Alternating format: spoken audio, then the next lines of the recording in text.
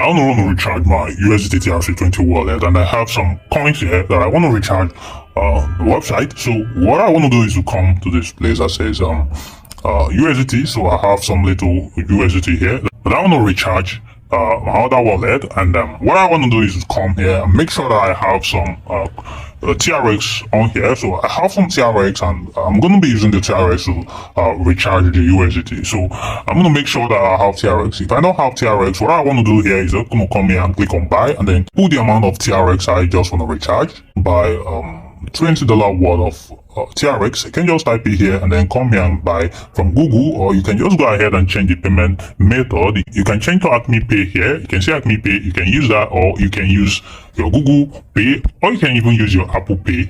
But in my case, I already have, so I don't want to do that.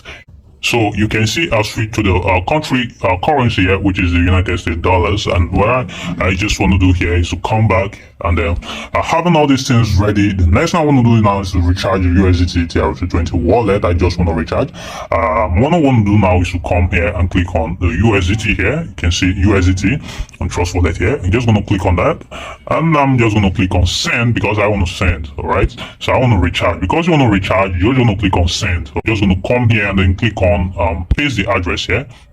I'm going to paste the address here. So this address I want to recharge, and then I put the amount I want to recharge. And currently I have I want to recharge everything I have on this wallet. I want to recharge it so elsewhere. So I want to click on max here. I just want to click on max, and then come here and click on next. So click on next here, and just going to wait for it to confirm that I have little TRX for this to work. I don't charge us little commission here, which is 13.5 TRX. So everything we're going to be spending here is $8.82. So I'm transferring 7 USDT, and I'm going to be charged 1.45 dollar TRX.